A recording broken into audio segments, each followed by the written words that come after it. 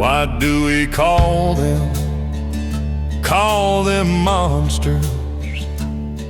Their appearance we may not understand.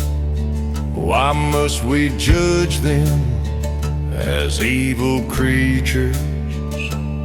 They're like us with bigger feet and hands, just trying to live their own life the way their ancestors did. Deep in the backwoods, just trying to stay hid. Everything keeps changing, they want to stay where they are at, but have to stay on the move. Progress keeps invading their habitat. They just want to live free. We should try and coexist. There are those who won't let them be, so they hide in the shadows and the mist. Just let them be. Just let them be. All they want is to live free.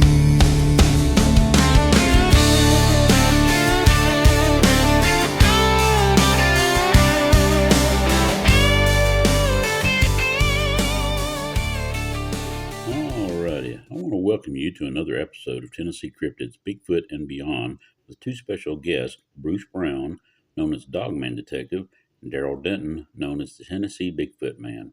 Both of these guests have decades of experience with these creatures and many stories to share, so kick back and listen. This event was held at Mayhew Masters General Store near Hillham, Tennessee. This is a historic place and is right in the heart of an active hotspot bordering the Standing Stone Forest in the Upper Cumberland Hills of Tennessee and only 5 miles from my house. Susie Masters, who continues to operate this family-owned and operated treasure, was gracious enough to let us conduct this town hall-style meeting where she provided some of her famous smoked barbecue and trimmings. So if you're ever in that neck of the woods, stop by and visit one of the few remaining general stores active in Tennessee. You may want to try one of her thick-cut bologna sandwiches along with an RC Cola and a moon pie. Okay, let's get back to the show. I'm your host, Scott Hunt, and I will now turn it over to Bruce Brown and Darrell Denton. My name is Bruce Brown. I'm a former law enforcement officer. Started out as a patrolman, as a deputy, sergeant of patrols, detective, and then later become chief of narcotics. Through my experiences as a lawman, I've had very many encounters with victims. We have several dogmen in and around this area, the Standing Stone State Park. I'll tell you a little bit about me, how I got into this. I got into this when I was 8 years old, 56 years ago. My father was in the military for 33 and a half years. And over the summer, we'd always come back to Tennessee to our grandparents' house. Plus, we owned a farm here. As I went to my grandmother's house one weekend, I was trying to get a kite to go up in the air. I was out in the hayfield. I couldn't get the kite to go in the air, but these three gorillas, to me at 8 years old, they were gorillas. So me and my father like wild kingdoms. And I couldn't get my kite in the air, so I went back in and told my grandmother, listen, I can't get my kite in the air. She said, well, you ain't got no tails on it. And she was tearing up an old bed sheet to tie the three tails on the kite. So I was telling her about these three gorillas that walked out of the field, and she said, we don't have gorillas here in Tennessee. I was like, well, you don't, because me and Daddy watched Wild Kingdom. Why you don't look in the eyes and right on the bottom. So she fixed my kite, and I went back out there, was flying the kite. And they had gone in, I had gone in to get them, talk to my grandmother. And when I took the kite back out, they come back outside. They come back out from the creek into the field, and they were watching my kite. They weren't watching me. I got my kite there, they were watching the kite. When it come to the end of the string, I started pulling it back in, and they were watching me the whole time. So that encounter led to me going to my grandmother's house to see my great-grandmother, who was a Cherokee Indian, who lived in Buffalo Valley, Tennessee. So as I was out there talking to my great-grandfather. My grandmother has told me my great-grandmother what I'd experienced. So she called me in the house, and she cooked on a wood stove. She didn't believe in electricity. And she said there may be some strawberry preserves and some biscuits. She was telling me, she said, honey, you're not seeing eggs. We don't have eggs here. You're seeing hair anymore. And then she went to telling me the story of that passed down from her father, grandparents, down to her, that these hairy men had come in. They had a hunting plan that went out and hunted and killed some deer and elk and stuff, and had brought it back in to the community there. And what I mean by community, Cherokees didn't live in teepees. They lived in square buildings, otherwise known as lodges. And outside, they keep two guys outside the drive to guard the meat. And sometime during that night, these hairy men come in and kill two of the tribes, and then they took the meat. So the next morning, they set up a hunting party and went after these people, these hairy men, and they got into a battle with them. And they lost two more of the tribes, and they were able to kill either between 2 and 3 of the hairy men and recover the meat. And so that went on from there. And I didn't much believe it. You know, I was 8 years old. So at 12 years old, I was on the Cumberland River in the backwaters fishing, bluegill fishing. I had 3 that come out on the opposite side of the creek from me. And I watched them and was catching my bluegill. No big deal to me. So after a while, I had walked up and crossed the creek and come back down to the lake backwaters. And they had already gone in as I was catching these bluegill. I turned around, dropping them on the ground, and seen a smaller Bigfoot walk down. And he was watching me catching these fish, and every time I throw them on the ground, he looked for fish. So just out of curiosity, when I caught one, I picked it up. And what a 12-year-old could throw underhanded, I just fished his underhanded. Well, he walked down to it and then bent down like we would and picked the bluegill up and then walked into the cattails and into the woods. And I've never seen that much since. So then it went from there to, as I was in my teenage years, I hunted Walter Shanks' property, who was a steward superintendent of Buffalo County at that time in Buffalo Valley, Tennessee. We had a bus driver that him and the kids kept reporting a Bigfoot, a bear crossing the road with a dove in 6:20 and 6:30 every morning. So the principal called in and talked to the superintendent of Walter, and he said, "We'll get a hold of Bruce and have Bruce investigate it." So I go up there to look, and then the property owner there was a man named George. He was a member of the state park. So from there, he wanted to go with me that night. And we were using a Johnny Walker credit card. So he was telling his brother-in-law what we were fixing to do. So his brother-in-law was talking about it. He worked for Ford Motor Company. He had a brand new Ford truck. But his son wanted to go with us. He was a young man. He wanted to go with us. So we go into get all of our stuff together, use this guy's brand new Ford truck, and we go up to where this bear sighting is. And the man that owned the farm next to me also owned that place where the bear sighting is. And he had moved his cattle 2 weeks earlier than that because he had a couple of fill-up pigs. It was unusual at that time. So we went up there at night, pulled through the barnyard and back, and keep in mind the cattle didn't move down next to my farm. And when we were back in there, we were running this rabbit call. And we called in a couple of coyotes, and we had 222 rifles, a 30-06 and a 243 laying on the cab of the truck. Now keep in mind this is a brand new truck, so we laid the wheels up there to keep from scratching the cab of the truck. these coyotes come out after this call, we were doing a call. We had given the young man in the front seat, he was driving his dad's big truck. We give him the spotlight cord to keep it plugged in the cigarette lighter, not let us pull it out. And from there, we got a little interesting. I took 22 to shoot a coyote, and we heard this god-awful, terrible scream. It was just unreal. Never heard anything like it. And we're all avid hunters and fishermen. We've never heard anything like it.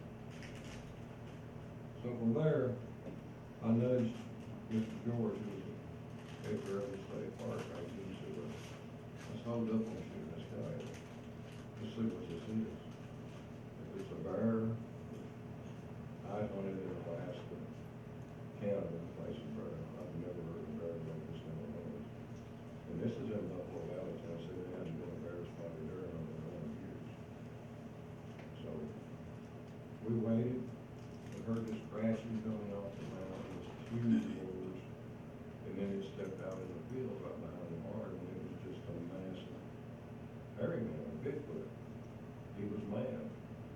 So he started running towards us. Now we're in the back of the truck. And the back of the truck is backed up facing him with that field. And he gets so close to us and he stops and he lets out this god-awful scream. And it locks our muscles up. And I call it being zapped. When it locked our muscles up, we couldn't pull the trigger. We knew we were in trouble. We thought we were dead. There was no getting away. There was no getting out of the back of the truck, into the cab of the truck. He was too close. So, the young man, unbeknownst to us, seen him. Those trucks back then had big side mirrors. Had seen him from the light off of our spotlight. And he started the truck and took off. And it threw us against the tailgate of the truck.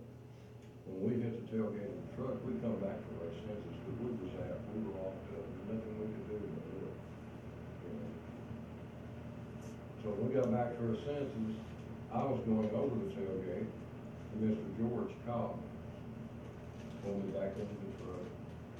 The young man had went through the barnyard, out through the gates, and made a left on the road headed towards his house. Well, this thing come out running us. It was running us down the road, and as we was going down the road, it kept gaining on us. And we're on a dirt road.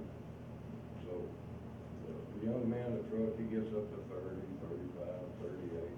We're not losing this thing. He's gaining. So we have a coon hunter's light laying in the back of the truck, which is wearing the cap. I cut it on and shined it over the tailgate. And it looked like his hair was gray, but it wound up, we believed in the man. So we go around, we get into come around that curve, and we get into a straight stretch, and he gets the truck up to about 48 miles an hour, about all he's gonna be able to do to hold the truck. And then we get to his house, back to his parents' house, we pull in the driveway, he jumps out of the truck and leaves the truck running. He runs to the house. But Daddy comes out, and that's when we're trying to explain to him what just happened. You know, we seen a monster. And so from there, the mother comes out screaming there's something wrong with her son. So we all run in the house, and he's going into shock. He cannot talk, he's shaking, his eyes are wide open, he's not responding. It's just like he was having a seizure. So after talking to him and getting him calmed down, the mother makes us all hot chocolate. This was in January, so hot chocolate was very good.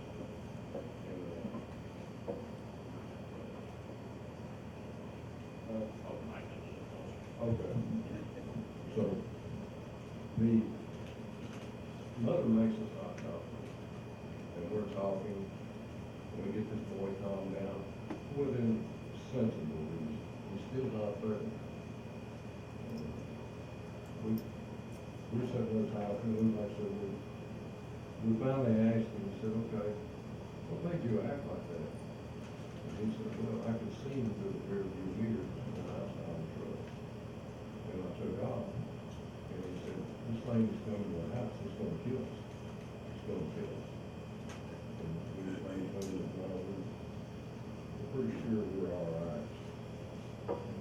just to the park ranger. I said, we gotta go back and get our guns. He said, I'm not going back to get the guns. And I said, well, it's your property. Part of those guns are mine. I've gotta go back. So we waited till good and daylight, 7 or 8 o'clock in the morning, and I convinced him to go back with me. And of course, we went heavily armed this time, heavily armed. And we get in there, and we don't see anything out of ordinary but these massive footprints.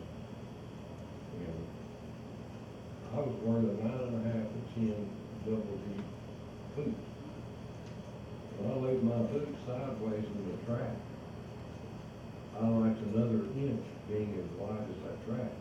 When I put my boots toe to toe in front of each other, I liked 1.5 inches being the size of that track. So you're talking about a 21-foot track.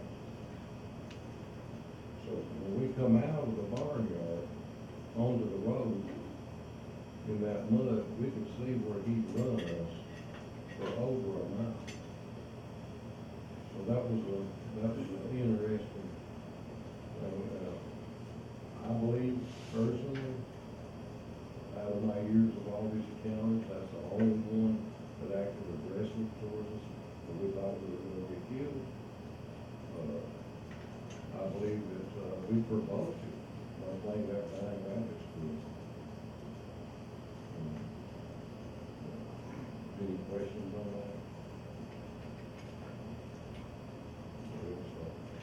Where was that at, Bruce? That was in Buffalo Valley. Buffalo Valley. No, it's not. Buffalo County, that's Smith County. Claims County, not off by I-40. Then we had a dog man encounter, I did. I had a dog man encounter that was, I was up in the tree, deer hunting on my farm, and I seen a dog coming around, a black dog coming around the hill, which was in the habit back there, so I figured it was a wild dog. And, this dog, as he gets closer, this is not a dog, this is a big wolf. As he gets a little bit closer and I get him in my scope, I realize this is not a wolf. This is something I've never seen before. So he gets down even with me, and it's obvious something that I've never seen before, a monster, whatever it is. It has a human form in the front. It's got hands. It's got muscular body, a thick body. It's got the hind legs of a dog. It's got an exceptionally big head with a short snout. So when he sees me, instead of running like a normal canine would run, he gallops like a horse. So I watched him go outside. I waited for a couple hours till I felt comfortable to come out of the tree stand. And when I come out of the tree stand, and went behind my tree stand and go back to my truck that was sitting a couple hundred yards on my driveway from this place, there's a wet spot there. Well, this dog man had later found out they called dog man. I had carried paper plates and stuff in my backpack to snack on. Guinea moons, sardines, I eat sardines and traffic. And I pulled that paper plate out and when I found that low spot and seen that huge strap, I laid a standard size paper plate on there. And my plate was just about 1 inch and 1.5 inches bigger than the strap. So that's a big creature. And then I got into a dog man not far from here, right outside Stanley Stone State Park, that had unusually big size to it. And I was coming up a trail, it was in December, the leaves were fell, this trail was completely clean, and it was just wasn't anything on the trail, it was clean. No deer prints, no leaves, no twigs, no nothing. So I'm wading around through there, And when I come around a bluff, below a bluff, there's a dog man standing on that bluff, and he's looking at me, he's got red eyes. So those red eyes was very unusual to me. So he jumped off of that towards where I was, and I slipped behind a big poplar tree. And when you get down lower in the valleys, you got big poplars. So I slipped behind a big poplar tree, and he made a round, not close to me, but he went way out around. So when he come around the side where I could see his eyes again, they were amber. So I slipped my way out of there and went over a couple of ridges and flanked and got into a holler, and I knew that they were no longer over halfway up the top of this mountain. So I followed that line.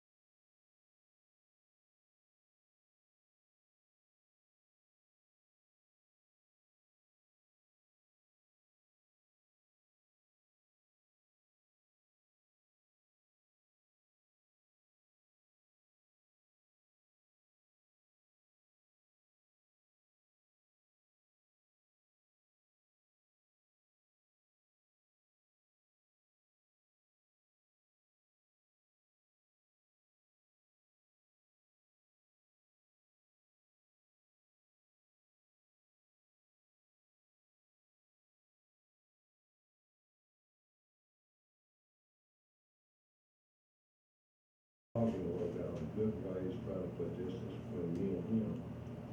And then I cut up the hill, and right before I went to cut up the hill, I had sat down on the rock to rest. And here he come down this around the hill. And he didn't see me at first, but just like he was looking, and all of a sudden he seen me and he stood up and looked directly at me. So I went straight up the hill. I made it to the logging road, went around the logging road, went straight up again, and there was a wooden wire fence there. The wooden wire fence was about 4 foot tall, with about 2 strands of barbed wire on it. So I crossed it, got into this trail where 4-wheelers and stuff had gone, so the trail was pretty clear, mud holes and stuff in it. So I walked that, but kept looking behind to see if he was following. And sure enough, he walked up to this fence, and he stepped over this fence like me and you would step over a toy car on the floor. So I guess the mate is over all 4 feet. He was 6 foot tall as his other shoulders. He stepped across this fence. It was just nothing. I mean, it was nothing unusual, but a massive, he was so massive that it was just unbelievable to me. So I walked up the trail, he kept following me, and then I got across, and I knew if I went on straight up the hill, a hayfield there, it was a big hayfield, probably 75 to 100 acres. My car was at the end of that hayfield. So I got in this hayfield, and I stayed in this hayfield, and I got in the center to where I could see all the way around me. Well, I made it to my car. I got in my car, and when I'm out doing these hunts, I don't like taking my keys and stuff to the woods with me. So I stuck my keys. I keep a beach towel in my car seat. I stuck the keys under my beach towel, which was down under my aisle there. And when I got in the car, I reached to get my keys to put in the ignition, and something hit the side of my car. So when I put my keys in the ignition and started the car, the front of the car started pushing down. So as I glanced up, there's a massive paw. It looks like a raccoon hand, but it's just massive. And it's on my windshield. The other one's on my driver's window, and it comes down and tears my driver's side window mirror on. So by then I'm in the worst. At this time, my front windshield is cracking, he's fixing to push it in on me. So I've got my gun laying in the passenger seat, but at that time it didn't dawn on me to reach and grab it, it was just a 22.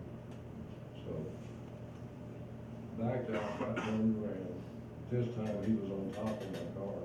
I went through a gate, an open gate, it was in the hayfield, I didn't have to shut the gate back again, it was open when I got to it.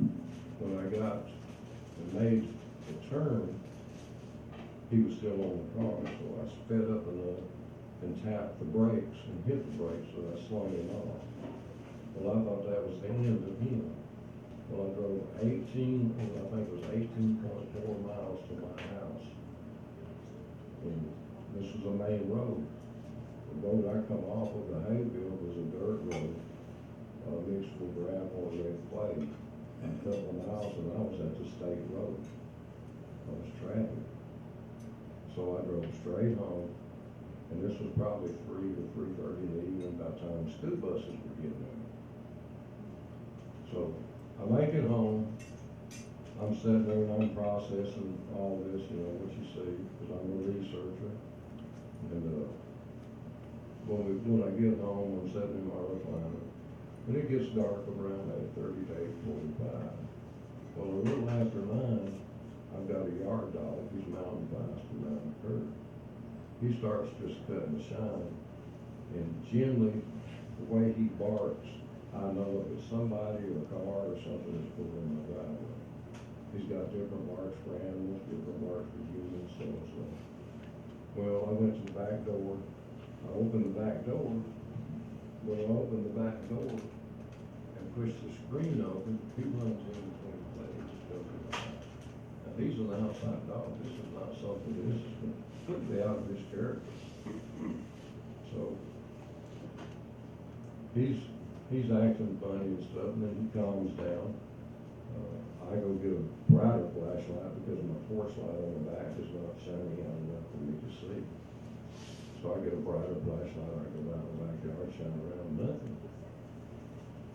Go back in the house and the dog walks back out, so I let him out the front door. When I let him out the front door, I sat back down in my recliner and was watching a little TV. And he cuts his screaming, he just went to screaming, just like something's killing him. Again, it's out of his character, he's a hunting dog. So, I opened the front door, and there in the front yard stood a dog man, and it was the same dog man I seen 18 miles down the road in the woods. He had followed me to the house. So the dog run back in through the front door, so I come in, I got my shotgun, I loaded my shotgun, and my dog was going in from one room to the next. And when he got to my bedroom, I had a north-facing window. He got to that window and he was whimpering, growling, and backing up at the same time. So I knew something's wrong, something's bad. This is totally out of his character. He would tackle an elephant. He was just a good squirrel dog, all around hunting dog. He wasn't very big. So then I walked into the other room and get a brighter flashlight. I get a digital digital flashlight that's a lot brighter. And when I come back in, he's out my south-facing window of my bedroom, and he's backing up, barking, whimpering. He's just a nervous wreck. So I'm gonna have to go out there. It's not a good idea to see what it is. So I took a 20 gauge out there, and I had another 4 or 5 squirrel shot in that 20 gauge, single shot. So I went out the back door, I slipped around the corner, and there this dog man is. He's right there to show you how tall he is. His head is right there where my gutters are on my house. Now that's a big animal. So we're 12 feet. We're from here to that table right there. And I shot him. He's sideways to me, I shot him in the side. Well, I'm expecting to see blood and stuff, but there's no blood. He hits the ground on my forward porch, and he goes around the house and crosses my garden and goes in the woods. Well, I sat up all night, I let the dog back out the back door, and I sat up all night. My wife is, her daddy had come down with cancer, so she was staying with him at their place that particular night. So, which I was really glad of, because I didn't want her to see something like that. I thought it was all over with. The next morning, I made my coffee, and we have a ladder rocker on the front porch. I'm sitting out there drinking my coffee, and then I hear a couple coyotes, and then I heard this terrible scream. I knew it was him, I heard it before. So I slipped across my garden, and early morning, the sun coming up from the east going west casted the shadows, so I got to the shadow side of this big tree, and I seen he was in a tree. So I went back to the house, got a 243, and a couple days before that I bought a fresh box of shells for it. So I decided, instead of shooting him, because the 12 gauge or the 20 gauge didn't do anything to him, no blood, no nothing. So I started shooting the limbs he was out on. He was up in the top, furrowed out like he was here, furrowed up. Started shooting the limbs. He started coming down, and I shoot the base of the tree next to him and tear him apart. Well, he got down about 10 or 15 feet, and he jumped. When he jumped, he went down so far in the holler and went up another tree.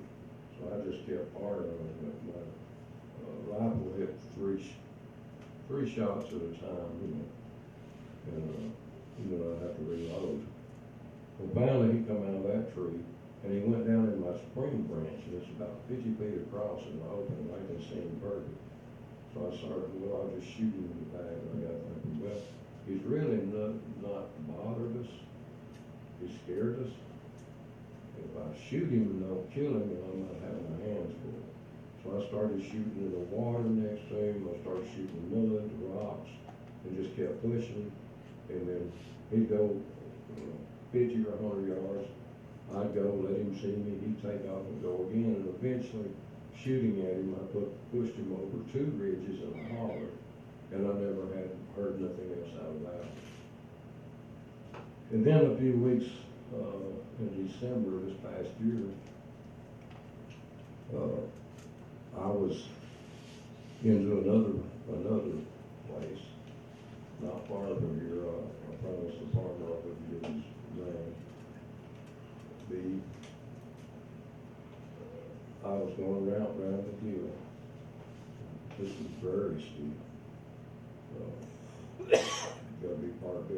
I tell people when we're from this area, how you know a true hillbilly around here.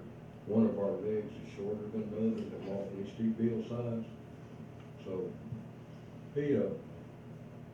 I'd walked up this. There's this little bird ball coming down the grapevine, and we all know where the grapevine is. When we was kids, we'd swing out over the holler on it. And this little bird ball was coming down this grapevine. And he was about 15 foot from me, so I watched him. Couldn't figure out what he was, never seen nothing like it. And so when he got down low enough, I had a glove in my pocket. Instead of putting them on, I just held the glove in front of my hand and he stuck touched it. He didn't act to bite me. Didn't make any aggressive attempt. So I said, well, I'll pick him up. Not good judgment, but I'm gonna pick him up. I picked him up and I sat down on the ground and I put him in my lap. I was looking at him, he had 3-inch teeth on him, canines. Wow, what is this thing? His tail was gone and it was bloody. So I raised his lips up, and then when I could see the big canines on him, I raised his lips up, and then I closed his mouth. The 2 bottom canines went into a pocket. Fit perfect. Well, this is unusual, so I checked the other side, the same thing. So I was sitting there petting him, and he didn't have any hair on him. It was just a fur ball, like a teddy bear. eased that fur back around from his eyes. He had clear eyes, no pupils, no whites around my eyes, no blood veins in my eyes. It was just a very unusual thing. So I knew it wasn't a dog or a wild dog, but so I'm sitting there looking at it and I'm just amazed at it. So I put it down. I said, I'm going to take it off on that and set it down in the trail. I set it down in the trail. He walked on his forearms and his paws, his front paws at the same time. His back legs were just fine, but he walked like that. That's how he walked. And he wasn't crippled because he done real good. So as I messed with him a little bit more, looking him over, I decided there might be a mama around here. So I reached and put him back up on the vine, and his claws retracted out and hung on the vine, and he started just slowly going up the vine. But keep in mind, his outer teeth come down outside the mouth. The lower teeth went into pockets.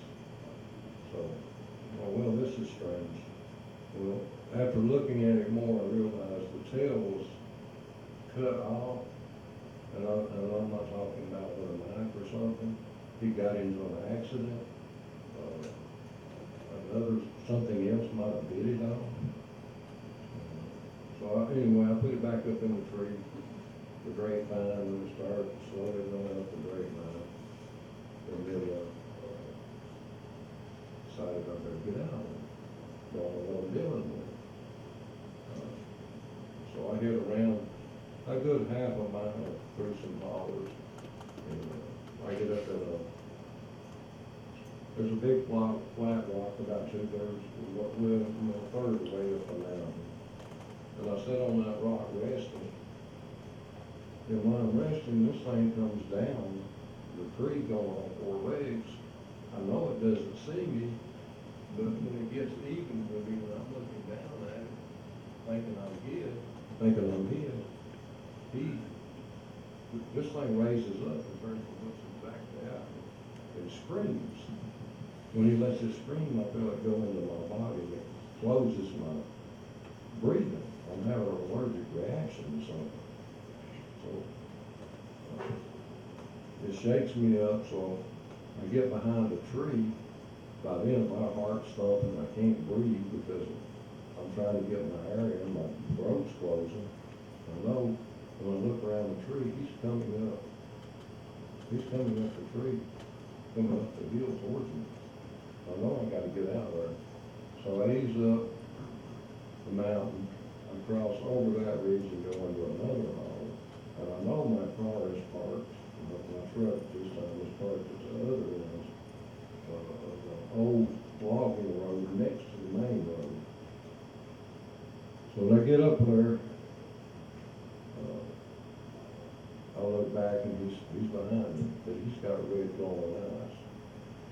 And so I know in this sapling thicket, in briar thicket, there's an old barn in the house.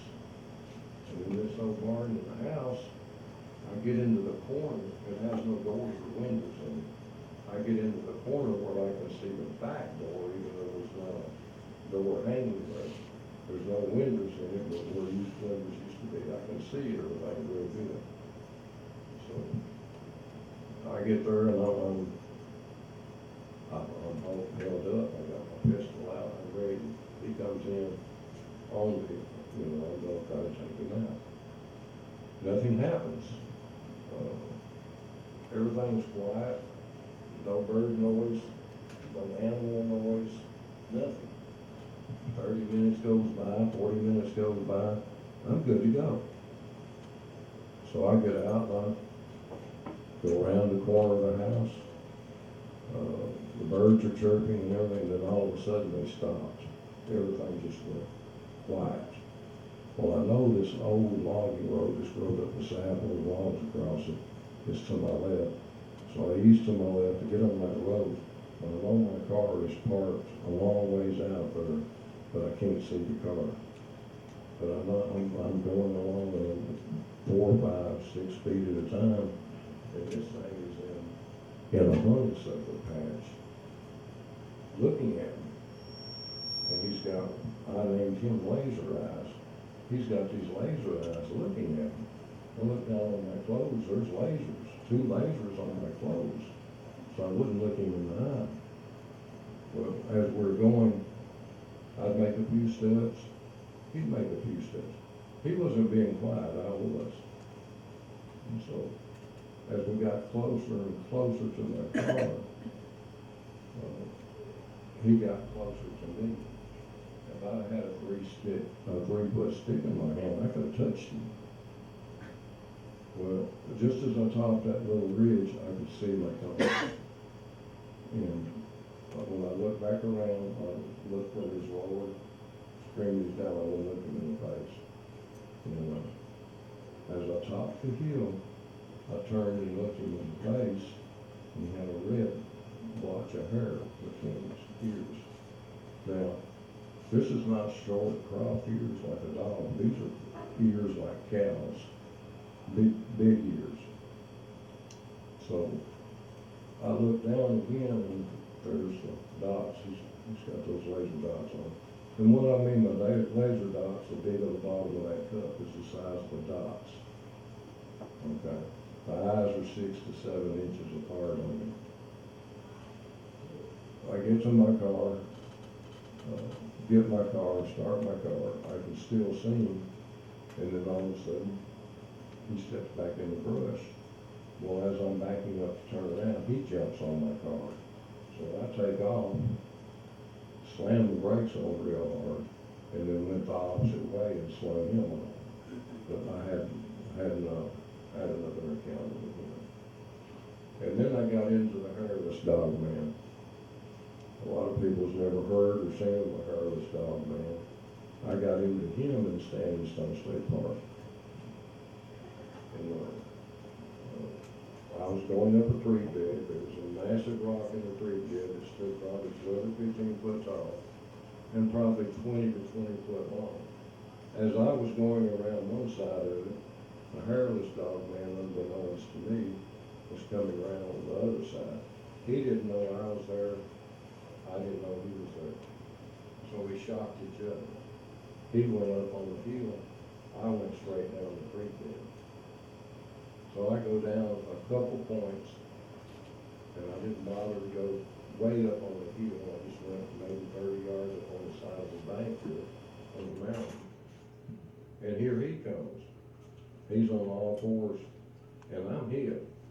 But he raises up just as he's inside of me, and I'm hit. He stands up on all 4 legs, and he looks at me. Well, at this time, I don't have a gun with me. So I just jumped out, I don't know for what reason, and just screamed and shook my arms and stuff. Well, he let out a big scream. He went one way and I went the other way. And that was the last time I'd seen him. Anything you'd like to talk about your encounter? Or whatever y'all want me to do, it's fine with me. I've had a lot of encounters over the years with dogmen. Actually, we have a documentary movie that was put out in 2023, and then one in 24 of a dogman that one of my best friends, Martin Groves, and I ran into in the lakes of Tennessee and Kentucky. And Martin and his partner were almost eaten there in 1993 when 2 of them attacked him, and 2 Bigfoot were blocking their truck to keep them from leaving. So I've had quite a bit of encounters in that area. That's one of our #1 research areas, if y'all are familiar with the LBL, which is called Land Between the Lakes, and had a lot of experiences in there. I became known as the Tennessee Bigfoot man about 20 years ago because of the family of Bigfoot that I befriended on the Cumberland River between Cheatham County and between Nashville and Cheatham County Dam. And they became very close friends to me, those creatures did. My first encounter was in Cannon County, Tennessee in 1992 with what my granddad called a woodbooker. It was the meanest, ugliest looking thing I'd ever seen. Thought sure it was gonna cross the creek and pull me out of the tree. It howled at me, showed me its teeth, and I was pretty frightened. I don't frighten too easy, but that was my first encounter, and I didn't go in the woods for 7 years.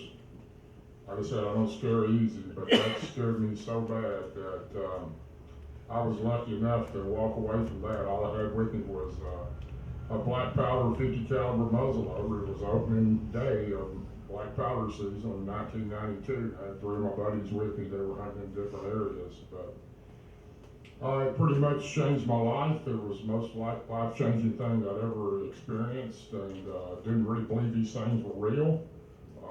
If they were, they didn't live in Tennessee. They lived out west somewhere, British Columbia or California, Oregon, or Washington. That's where you hear the most of them at. But now that I know they're everywhere, they're all over Tennessee. You've got them close by here. They find the areas they live in. They're very territorial. Some of them are aggressive, some of them aren't. There's different types. And I was, don't think I would have ever got over my first experience.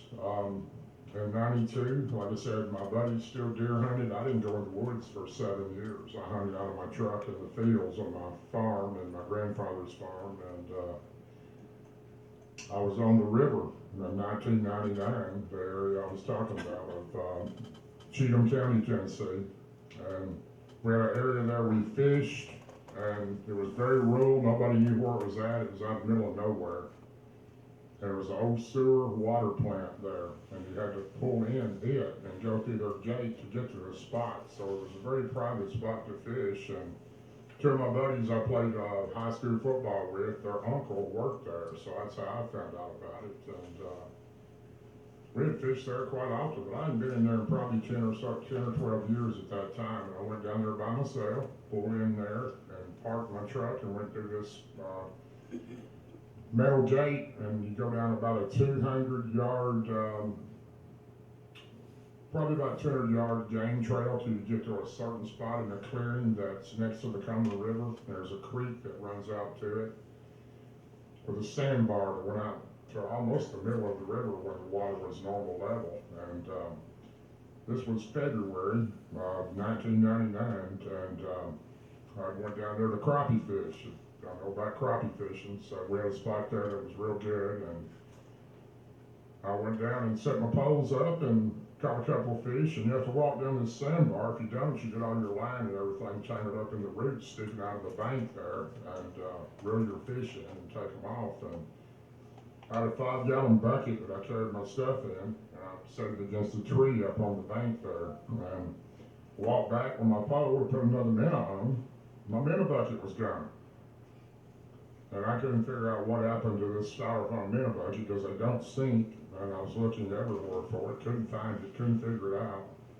So my fishing was pretty much over. I packed my stuff up and went on back, got my truck and went back and to the house. And next week I decided to go back again, got another minnow bucket, went down to the Cumberland River and went down the game trail and set up again, all the same thing over and over, and I was catching pretty good fish that day. The water was up that day. I couldn't go out on the sandbar. It had been raining, and it was in the 30s, the temperature was, kind of cold.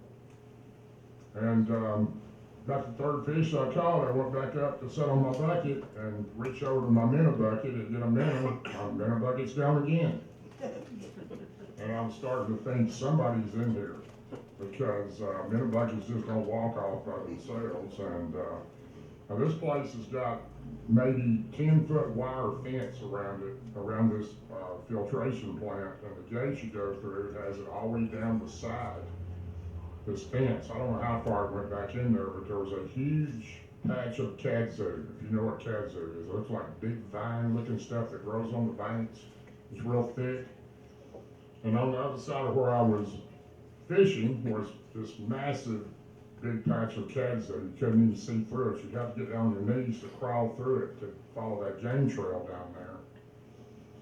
And I was a little disturbed. I couldn't figure out, there was a person in here or somebody getting my minnow bucket. I couldn't figure out what was going on. So once again, I packed up and I took my equipment back, got my truck, and kind of stayed on my mind all week. I was thinking, how come my minnow bucket this big? There's got to be a kid or somebody down there stealing my minnow bucket. So next week, well, it was actually about 2 weeks after that. I had to work, and I went back, took a minnow bucket. But this time, my styrofoam minnow bucket, I had a rope tied on the metal handle that was about 20 foot long, and I tied it around the tree I was leaning back against on the bucket. Set all my equipment up and started fishing. I was catching fish. It was a good day. It was in the 30s, March, been snowing a couple days before. Real muddy on the game trail where it rained and snowed. And I catch a fish, walk down to the sandbar, come back up and put it on a stringer, walk back up and set on my 5-gallon bucket. Reach over, my minnow bucket is stretched from the rope into that kudzu where the game trail went through it. You had to get down almost on your knees to get through there. And I said, oh, okay. I found out where this person's at anyway. And I brought my 410 shotgun with me, which wasn't a lot of, but it would scare somebody off anyway. I wasn't planning on killing. I was thinking it was a kid, and it was leaning against the tree. And I got to looking down in there, and I could see my bucket was stretched as tight as it could. So I got over there on my knees and crawled up in there where this was at. My minnow bucket was sitting there. All the water was sloshed out. The styrofoam top was off hanging on the rope. And there was one minnow in my minnow bucket. And I had 5 or 6 dozen, and I only used maybe 3. And I looked straight ahead, and that kudzu, it was so thick you couldn't see in there. There laid a minnow bucket up to the left. And over to the right of me, down a little ways toward the water, there was another minnow bucket. And I immediately thought, there's my minnow buckets that I lost the last 2 weeks. And I crawled down there and got both of them, and went back and threw them out next to my bucket and reached up that bucket that had the 1 minnow in it. When I did, I looked down next to where the bucket was sitting. There was a track. It looked like a kid's footprint. It didn't look like a massive track. I wear a size 13 or 14 shoe. This was probably an 8 or 9, and there's a muddy track right there next to it. I thought, well, what kid is out here at 35-degree weather after snow and rain and walking around the mud on the riverbank? And I literally thought it was a little kid or somebody stealing my minnow bucket. So I took the minnow bucket back and sat down next to my tree on the bucket. And I sat there, act like I was fishing, but I actually was waiting to see what this was. And out of the peripheral vision of my left eye, after about an hour and a half, I catch movement. I look over and it darts back in. And I look over again and it darts back in. Then I look over and it's got a hold of a tree that's leaning out. It's looking at me. And I said, oh my God, another one of these creatures. I don't want to be around these things again. I've already experienced my first round with them. I don't care to be in here with these things. And this was a young one. It wasn't a big one. And I would look at it and it would lean over and look at me. And I grabbed my 410 shotgun and I said, whatever you things are, you better get out of here because I'm going to start shooting. And it didn't do anything. It didn't act aggressive. It kind of hid. And then a few minutes later, another one came out, about the same size as that one, sitting behind that one, and it was looking at me. They were both looking at me. And I was just kind of astonished that these things were down there. I couldn't believe I was catching these things again. But these looked nothing like the first one I'd seen. The first one I'd seen this one looked more like the Patterson Gimlin type. If you know what I'm talking about, it was a different looking type. It didn't seem aggressive at all like the first one I'd been around. And I sat there and looked at it for a while. I was trying to make my mind up. I know if these 2 are in here, there's bigger ones in here too because there's a family of them. They're not out here by themselves. And I watched them a little bit and I decided to go. I got all my stuff and headed back to my truck and thought about it all week, stayed on my mind. I'm not letting these things run me out of my fishing spot. They didn't seem aggressive. I'm going to go back. So next weekend I went back and brought all my stuff. I set it up like I was fishing, but I really wasn't fishing. I was waiting for these creatures. And it went along. A female, this was a young female, she was about 5 foot tall. She came out and she looked at me, and I looked at her, and she was just staring at me and wouldn't seem to be aggressive toward me. I tried to communicate with her and tried to figure out, I told her who I was, tell me what you are, what your name is, just regular communication. And she seemed very friendly. And the one behind her was not very friendly. He was quieter. He was a male. And then later on, the first time I'd seen a bigger one, there was one that was about 7.5 foot tall that came and sat behind them. He was squatted down. He was watching over them. This went on for almost 5 years. They became my close friends. I brought them food. I brought them gifts. I never even heard of gifting at that time, but I'd bring them food about once a week to see what they liked. And after all of that, I found out their favorite food is cantaloupe. They like it better than anything.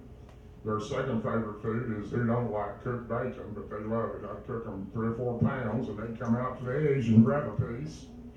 And they like jelly-filled donuts too, so I would bring them those. And they don't like them thrown on the ground. They want them on a plate and slid over. So I became pretty good friends with these creatures, and I started realizing how intelligent they were. They started bringing me gifts. I'd bring them something, then I'd come back and they'd have something sitting there for me. One Saturday when I went down there was 3 catfish still flopping right next to where my bucket would sit. So they had brought me 3 fish. And this continued for a long time, and I even camped out in there. Camped out next to my tree. They were in the cat zoo. They would look over at me in the night and just look at me, didn't try to bother me. Probably the most astonishing thing I've done, I brought them some little plastic whistles that I found at a dime store, like you give at a birthday party. They had a little black string on them. I bought a pack of those, and I hung them all over the limbs there in front of where they sat. I was only about, probably from here to that pole there from these creatures, not very far. And I said, I'm going. Every time I would come in, I would address myself, hey, I'm here today, how are y'all doing? I was walking down the trail, I would hear them whooping and hollering and jumping and running through the cat zoo. They got excited to see their friend, and I was excited to see them. And anyway, that particular day, when I came in, I said, hey, I'm here. I hear whistles everywhere. There's a whistle straight ahead, one to the left, one across the river. These creatures were intelligent enough, they knew how to blow these whistles. So it was pretty amazing that they were able to do that. And I spent a lot of time with them. They became my very close friends. And the most astonishing thing that happened to me over all those years, when I was down there I would visit them every day or every other day. I never went past 2 days when I wasn't down there visiting them, unless I was out of town on vacation. I would tell them, I'm going to be gone in a couple of weeks. I hope you understand that. And when I would leave, I would say bye. They would go, bye, bye, bye. I would hear them doing it in the cat zoo. I couldn't see all of them doing that, but there was a whole family of them in there. I only got to see 3 of them the whole entire time I was there all together, the full creature. I could see parts of the other ones, but they became very close friends. And one morning I was down there and I brought them some donuts. I would try to bring them something about once a week, and brought them a jelly-filled donut. I slid it over to the female, and I'm reaching down and I said, can you please tell me your name? I did this all the time, trying to get some kind of communication besides a whoop, or just, they had their own language, but I wanted to hear some kind of English, because I knew they were able to speak it because they could say bye. And they mocked me when I would say something. This particular morning, I reached down and I slid it over, and the female comes out, and she takes her finger and reaches out and touches my finger. And it was pretty amazing. I've never thought about what kind of feeling that gave me for that creature to trust me to touch my finger like that. And I said, can you please tell me your name? This went on for 3.5 years. I've learned to build trust with them. They had learned to build trust with me. And that particular morning, as I'm sliding one of the donuts over in a plate, I would get up and push it all over the edge, and they would come out and get it. I hear, Aleatha. And I went, what? Who said that? Did you say Aleatha? She went, and I said, what's your name?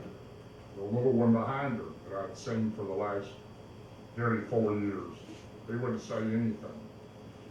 The big one behind them, I said, can you tell me your name? They didn't say anything. And I reached to slide him over a donut, and I hear Tobias. Tobias.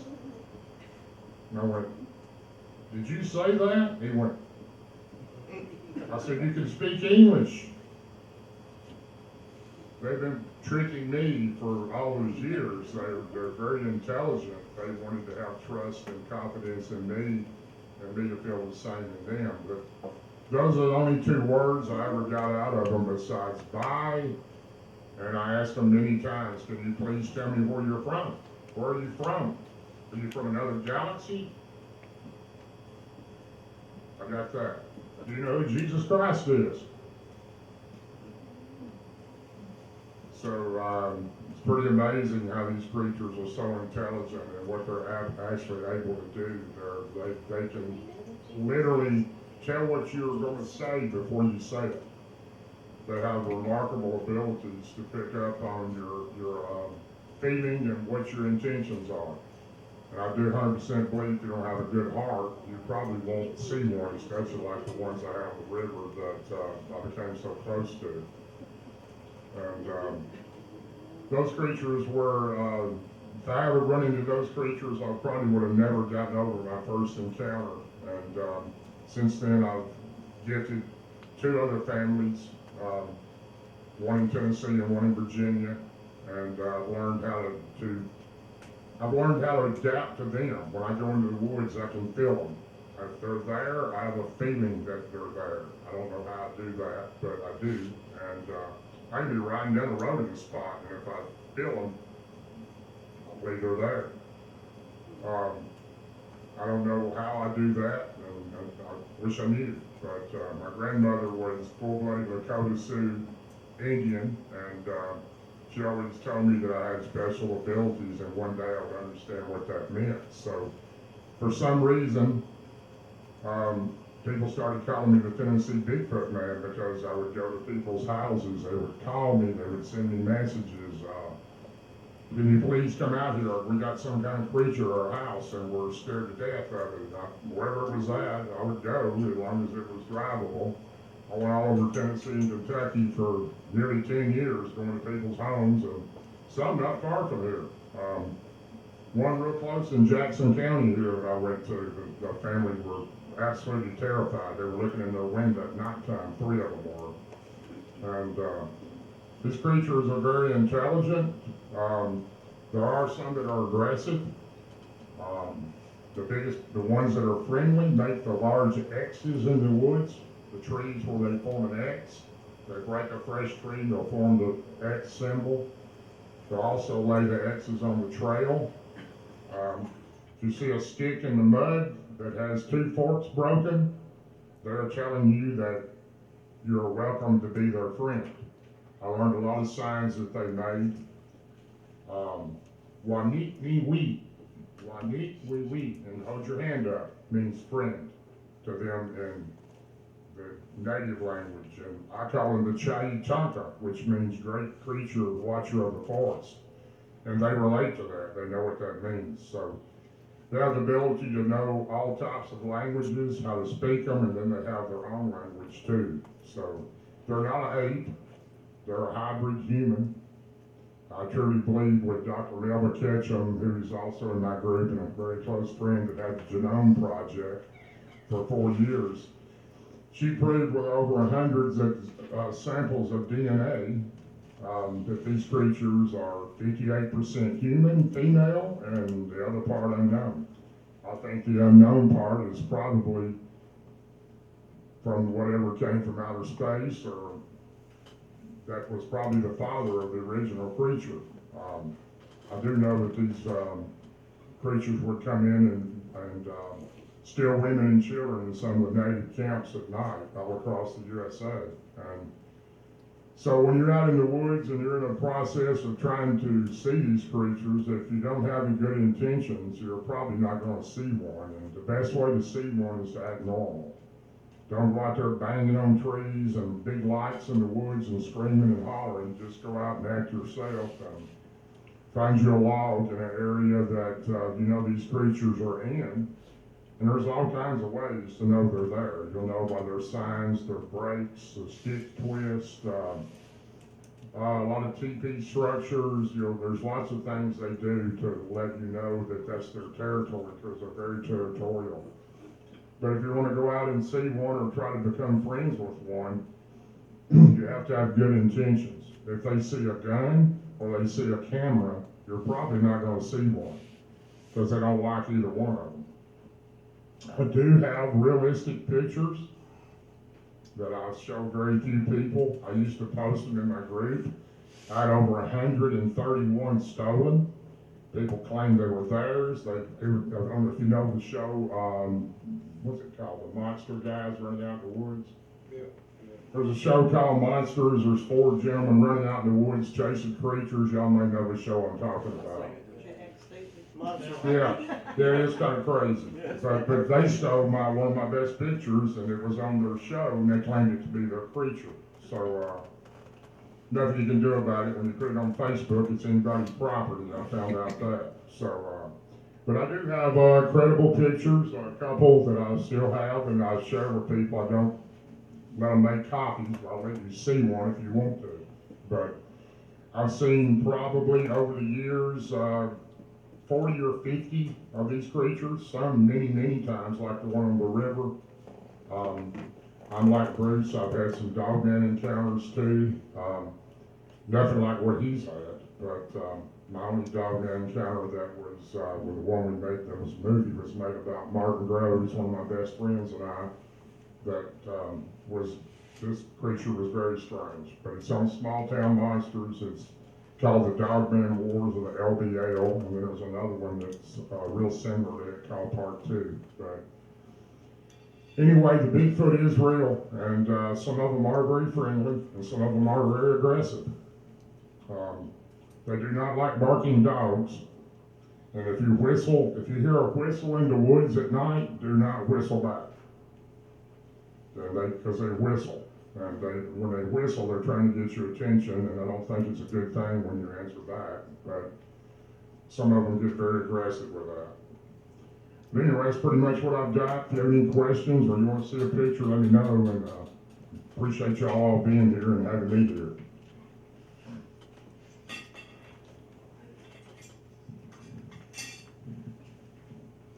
Those are very interesting stories, aren't they? And you can see some of them are not so nice, like the dogmen that Bruce has encountered, and then the other families like Darrell's encountered can be nice. I've got them up around my house. I know they're there. When I go outside, I talk into the woods. I talk to them, and me and my wife can sit out there and you can hear them down there. I record all the time into the standing stone from my property there with a parabolic mic and a recorder. I'll let it run for like 9 hours at a time overnight. And there'll be certain times in the night you'll start hearing the coyotes, and you'll hear other creatures, and I hear tree knocks all the time, gunshots. The military and the government knows that they're here. They know everywhere where they're at. I think the dogmen, some of them say that they may even be some of their creations, and you know they're super soldiers, things like that. I've heard some really crazy stories about that. But, you know, this is a hot spot where we live here, and you may have them on your property. If you live around here or wherever you live, I mean, they're everywhere across the United States and different countries, Canada, all over. And you may have them on your property, and if they wanted to be aggressive, they could rip us in half. But I think, you know, that we're trying to share the woods with them. You know, we came into their territory. This used to be their territory, and then we started moving in, and a lot of people encounter bangs on their houses at night. Anybody ever had something bang on the house at night and, I've had that happen a lot, and be a calm night, and you go outside and there's nothing out there.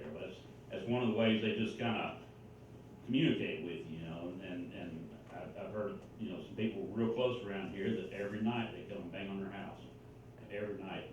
I went and talked to different ones and investigated different, properties in different counties here, and seen where one was looking in the trailer, watching TV, had the hands on the trailer there, and the paint's all gone from the oils and stuff. And then when they moved the TV, the thing hit the trailer and put dents in above the windows, and they said it felt like the trailer was gonna come off the foundation, and that was like 9 feet up where the dents were at, and then the handprints were about 7 feet up. So it would have been, probably about shoulder level watching the TV there. But I have seen a lot of evidence prints, the X markers like Darrell's talking about, and Rick's been with me, and we've gone and investigated these properties, and one of them we went to, and my neighbor lives down the road here. I met him off one of the podcasts, because they were talking about, it was a Kentucky group coming down, and they said we drove 3 hours and went into the middle of nowhere in Tennessee, and went to this guy's property, and they told his name, and told all about what was going on and all. So I got on my property viewer, and I looked him up, and there he is, less than a mile from me. So I went and got in touch with him, and even went over to his house, and took my guitar over there, and my video camera there, and his backyard goes down into a valley like. So I sat there with the video camera on, and we were talking, just playing music, just seeing if we could draw anything up. And this is the middle of the day, and we heard a tree knock over here, down here, and then later we heard another one over on the other side, and he said he could see one down at the edge of the woods down there, but my camera, supposed to have like a 2.5 hour battery, 30 minutes it was gone. So creatures like that tend to draw power from electronics and all. That's why it's hard to get pictures and all that kind of stuff too. But when I got ready to leave, after about an hour, sitting there playing music and talking and all that, this tree, probably about, tree about this size here, is down in the woods. That thing just started shaking violently, just all over.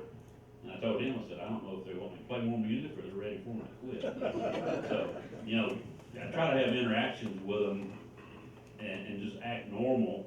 And like Darrell said, I think that's the best way you're gonna have an encounter. And what I wanna do is when I retire here this next year, I'm gonna spend a lot of time in Standing Stone. And I'll take my guitar out there in a lawn chair and just sit out there and just play music out there and see if I can draw them in. And like Darrell, I'd love to be able to, sit in front of some of them and communicate with them and just observe them, just like they did. And I think Bruce has families like that he encounters also. I try to protect my locations Yeah. and my Bigfoot families. A lot of people think that they're aggressive and mean and will kill you. 99% of them are just like us. They just And- want to be left alone, they're friendly. If you don't harass them, shoot at them and stuff, you don't have any problems. So if you see one on your property, it's not made any problems for you, just leave it be. Like I say, they could cause all kinds of havoc if they wanted to, and you may have had them on their property for years and they've never done anything. They're just trying to kill habitat, yeah. I want to ask you a question. Yes. How aggressive is the dog man? Are they supposed to be more aggressive? They can be. I have never had them physically attack me. Now, following me home, I think was out of curiosity. You gotta keep in mind, 18 miles to my house, 14 to 16 miles of that was on a state road. It never made the newspaper, nobody talked about it too. And this was 3:30 in the evening when I went home. School buses, everything was out.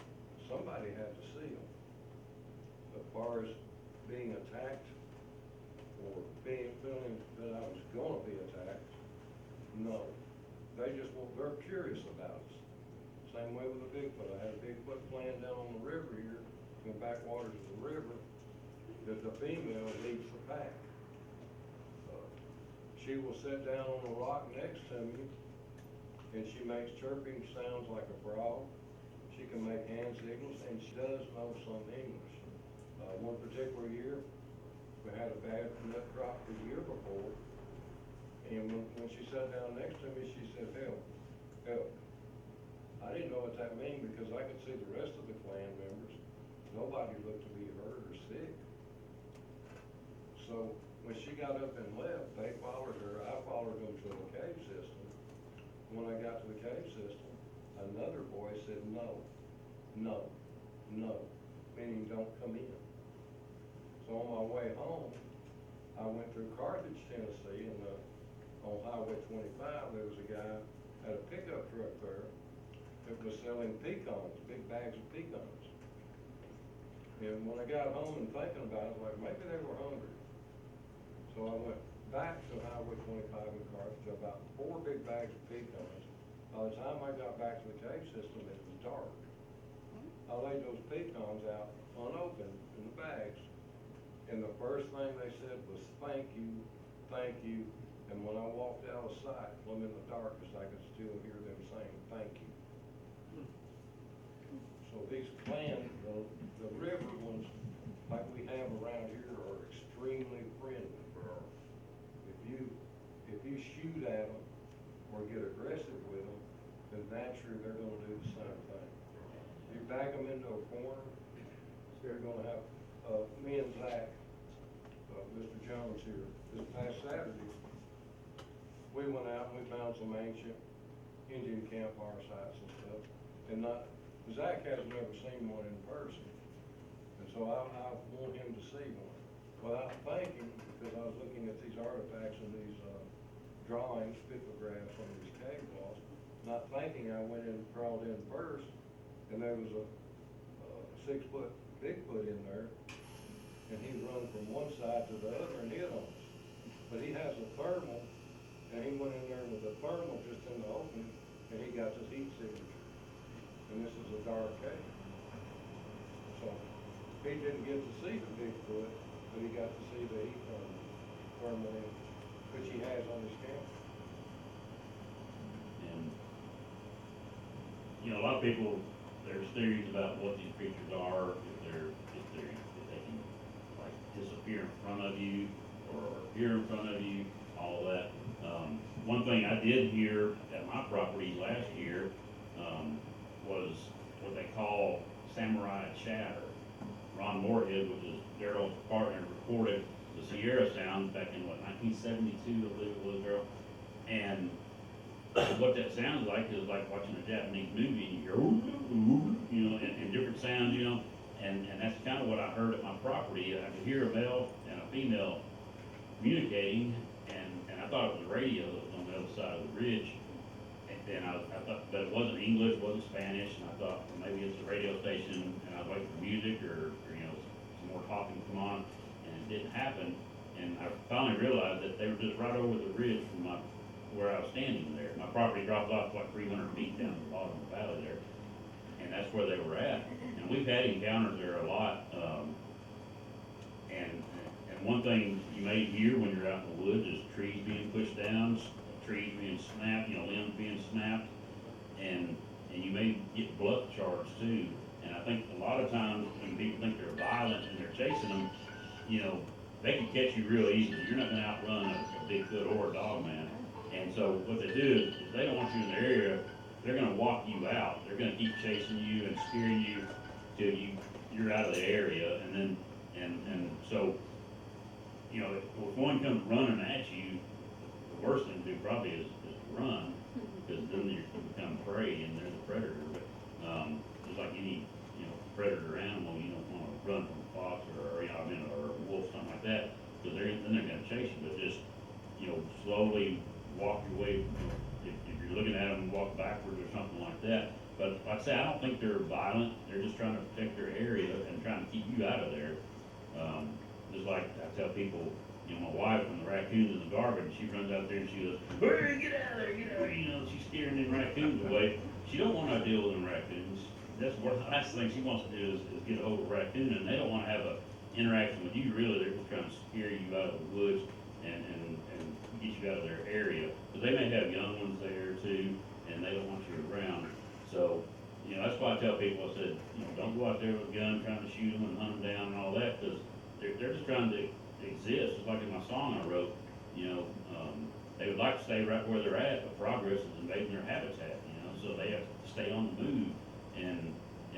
But in our area here in Tennessee, there's over 11,000 caves. So, you know, that's why a lot of them, I think, live underground a lot of times in the colder weather. And it's also where most of the majority of the missing people are at too. But like I said, I don't think the Bigfoots are there to harm you. And I think they just want to get you out of their area. Also, let me say this, most of the Bigfoot that are aggressive are normally rogue males. And a lot of times when the leader, or what we call the elder of the clan or the family of Bigfoot, the bigger males will not have anybody in the family. It's very rare for those to crossbreed with family members, but they do, and they have occasionally. When they get a certain age and they don't get along and take directions from their elder or the family leader, they get pushed out of the clan. And those are the ones that normally will turn aggressive. That's what I run into. In 2020, I had 2, possibly 3 rogue Bigfoot, kind of like Bruce, follow me home from Cheatham County, Tennessee. Some reason, somehow, they can find you and they can follow you home. And these things terrorized my farm in Robertson County, Tennessee for 2.5 months. At night time, they'd start banging on the house as hard as they could, and I'm not talking about loud, they were banging on the wall so loud. And I would go out with my gun, and by the time I got around the side of the house, they were gone. And then they would go to the other side and bang on it. And I don't know what I did to make these creatures mad at me, but they were not very happy. And they killed some of my animals and tore my fencing around my house and did quite a bit of stuff. And I don't know if any of you know the late, great Scott Carpenter. Do you know Scott Carpenter? He was a researcher from up in the Smoky Mountain area, a very good friend of mine.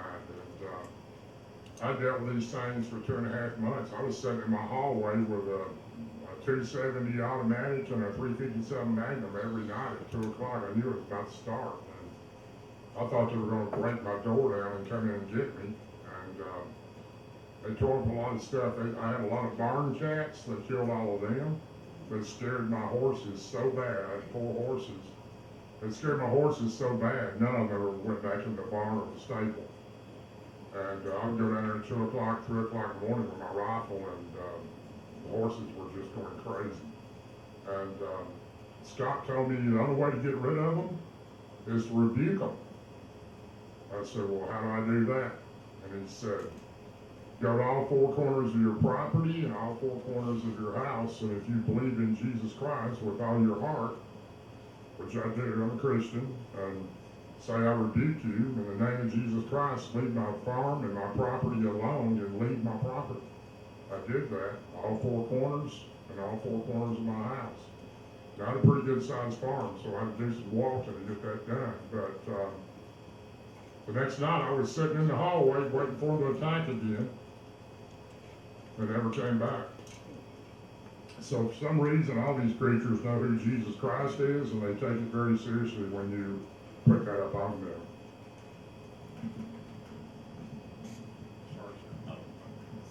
And, okay, yes, go ahead. Question? Me? Yeah. Oh, okay. I was gonna ask, whenever you said that they were talking to you, I think it was Bruce.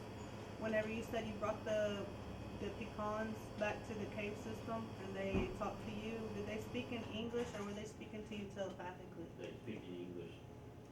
To one Bruce we had encountered? Yes, they do know English. Okay. That's your river clans. When you get up in the higher mountain ranges, they don't. They're more of a blood charge type.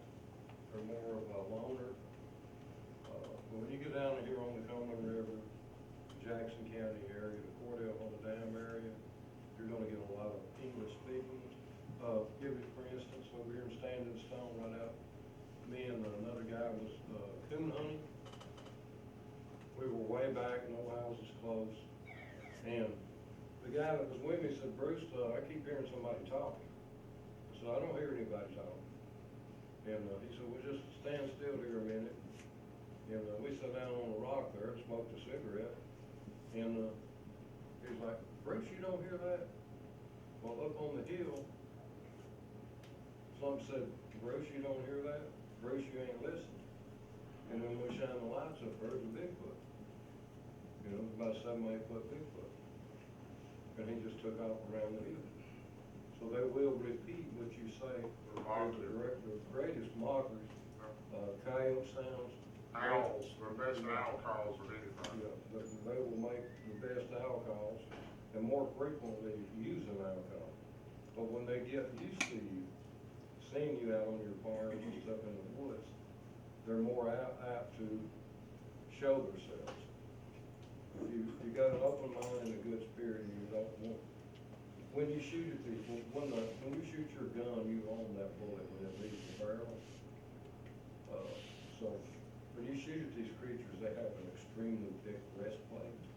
Most bullets won't penetrate. Daniel Boone killed one attacking his son. He had to shoot him in the eye to kill it. So yes, these things are good. They understand English. They watch us. They observe us. You may never see one, but you can bet they have seen you. And these things mind speak too. I don't know if you ever heard of mind speak.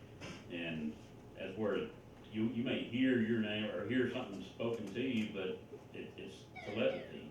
And so I think that's how they know what you're thinking, you know, and you got, you know, gun stuff back here, you're gonna wait to see one and try to shoot it, you know, they know that before. And they know when you get out of your car at the parking lot, when you're gonna go out and look for them, you know, they have to want watchers that are, you know, looking and they let the other ones know. Talking about the owl sounds and other animals that they mimic. Crows. Just here a while back, I reported, you know, this was like 3 in the morning, and I thought I heard a gunshot, and then people were like, and then the coyotes were going howling, and then they were just, I mean, it sounded like a war going on for like 4 or 5 minutes between different animals, and I thought it was a gunshot, but then later, I've heard gunshots coming out of the park in the middle of the night, automatic and 3 rounds, and that's the military in there trying to take these things out. But the thing about the gunshots is on the recording it'll echo. You know, you shoot it and then in these valleys it'll travel. You know, but the knocks that I thought was a gunshot to begin with, I thought it was a coon hunter maybe out there, and there was a gunshot and people talking, dogs barking, and all this stuff. But it just got chaotic, and then in the background you could hear the guttural growl and stuff. You know, and that animals around here don't make. You know, when they take the recordings and they put it against other animals that are out there, they can tell if it's a coyote or if it is something mimicking a coyote. You know, just because of the ranges and all that, and so I've recorded so many different things, and I'm trying to get people to analyze what I have recorded. But I mean, talking about the owls the other night, it was doing like the barred owl sound, and then it sounded like about 10 of them, and then they were barking in between that. And so I knew it wasn't owls, but that's what it sounded like, but it was like 10 of them, and then it was barking kind of like an owl barking, is what it was. It wasn't like a dog barking, it was like an owl barking, and I said, that's not. You'll hear like, whoo, whoo, whoo, but it'll be a little bit deeper, and then you pay attention to that. And if you hear a bunch of coyotes screaming, just in a free-for-all, then all of a sudden you'll hear a gunshot. Well, it's not a gunshot. That's a Bigfoot snap one of its neck. It'll pop. Sometimes they'll pop their skull like that. Push that skull in and it'll pop like a shotgun blast. And some people think that the tree knocks are actually doing what their mouths are, like that. You know, if their mouths are so much bigger and their capacity over the air so much more, you know, they could probably do something that sounds like a tree knock. I was with Jeff Carpenter he lives up in the Smoky Mountains up there, and he's a researcher too. It's not, I don't think he's related to Scott Carpenter, but I was up on, Waya Bald, which is one of the highest points down in North Carolina, on the south side of the Cherokee Reservation. I was up there working last year, and so we went up there, we got there about 9 o'clock, and we walked for like a mile and a half up this winding road up to the top up there, and we heard the first tree knock, sounded like a hollow aluminum bat hit a tree or something. You know, it was hollow sounding, and he said, I've never heard one like that, you know, and I said, me neither. And then later we heard another tree knock up the road, that we were walking with just the moonlight. He had a red light that he would shine every once in a while, when we got into a curve or it was dark, and if you wanted to kind of look around, he had that little red light, and I had a spotlight on my head that would shine up the whole area, but I didn't want to turn it on unless it needed to. But we would walk, and then we'd stop, and we'd listen for stuff, and we got to the very top, and up there's a big tower that overlooks the big valleys and stuff. In the daytime, you can see it. At nighttime, you know, I couldn't see it, but I got up there and I just did a whoop, you know, and I got a response back from up that tower up there. So I told myself, I think we're far enough. Said I don't want to go there and, corner something up there. We knew it was up there, but he goes up there all the time, and he's a Bigfoot expert over there. So I've been in, North Carolina. I work in Iowa. I'm fixing to go to Missouri and do some work there. My Bigfoot that I encountered in 2022 was down in Georgia. I was working down there doing mapping for the company that I work for, an engineering company, was doing the fiber optic project. So I was out in South Georgia, down by Americus, Georgia, and Plains, Georgia. That was the area we were working in. And I was pulled off on the side of the road, putting stuff in the computer. It was 105 degrees that day. I believe it had the air conditioner just wide open.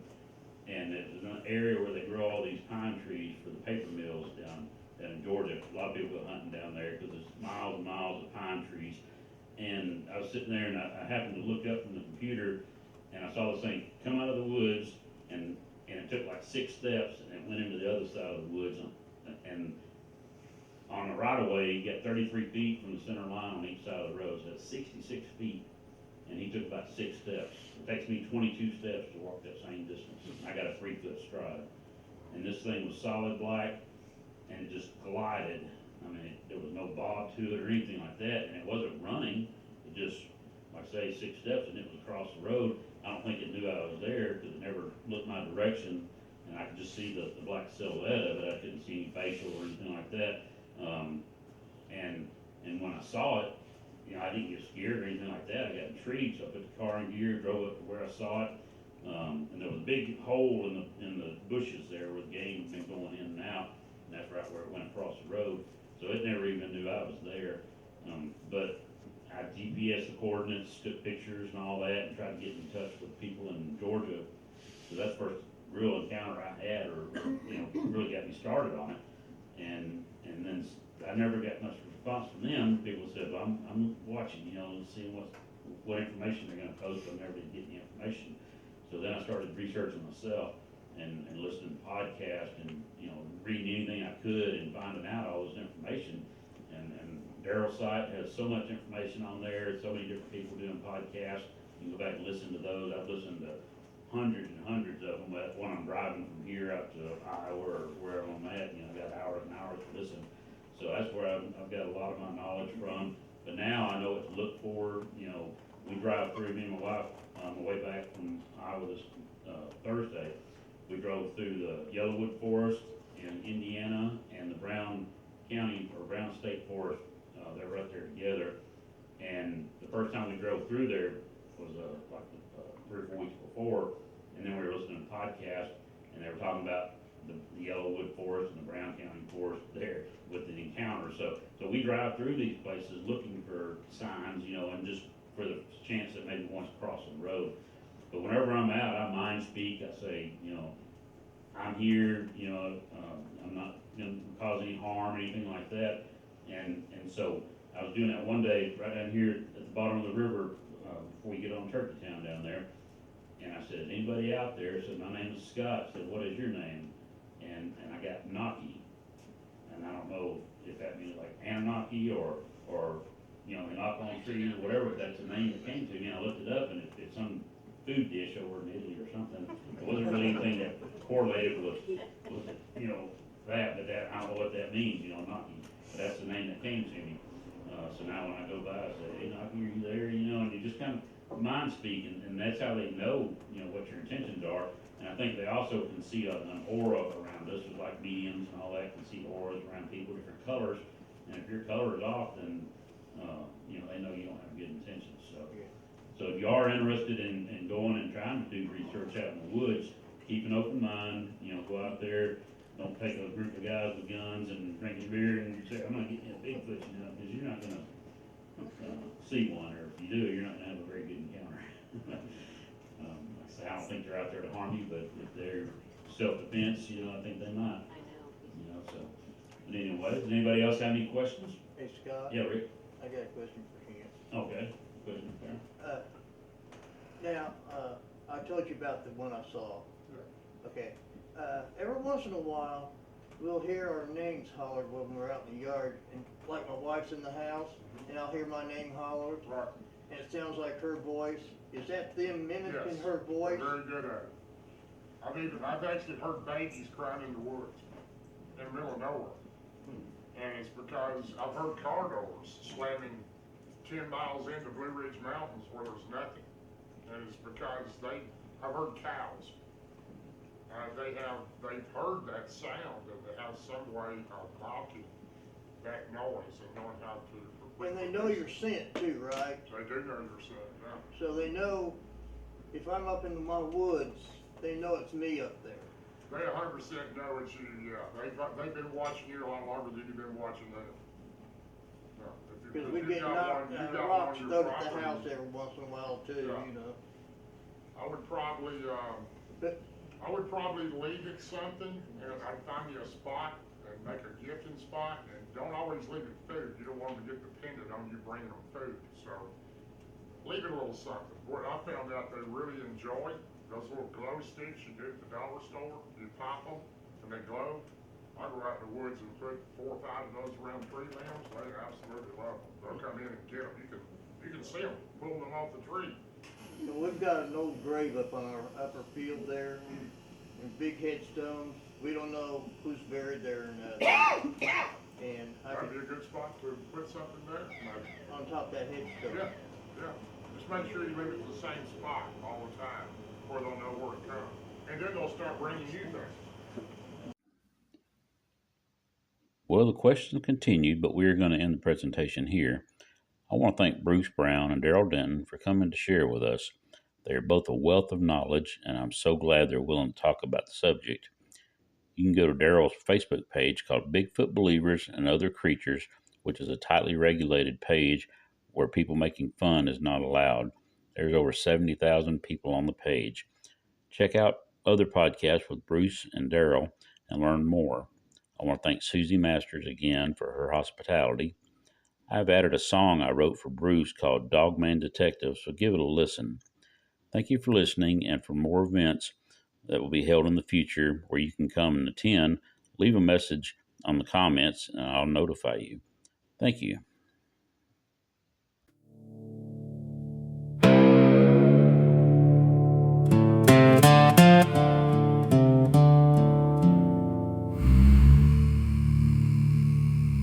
They call him the Dogman Detective.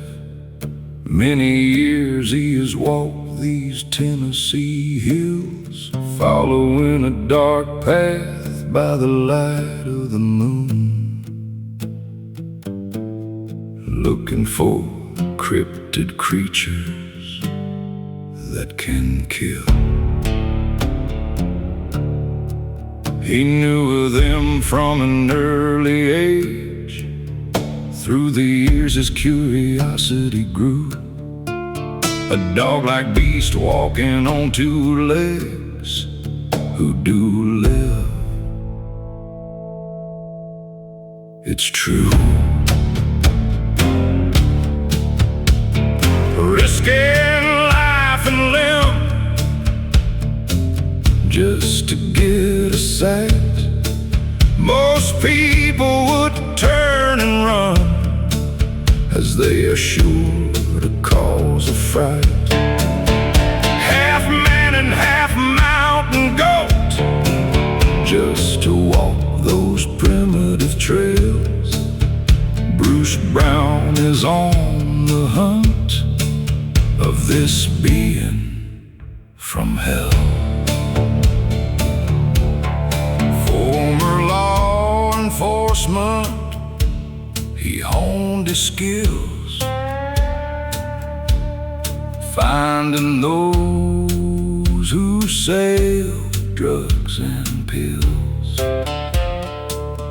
tracking down every lead while not being seen,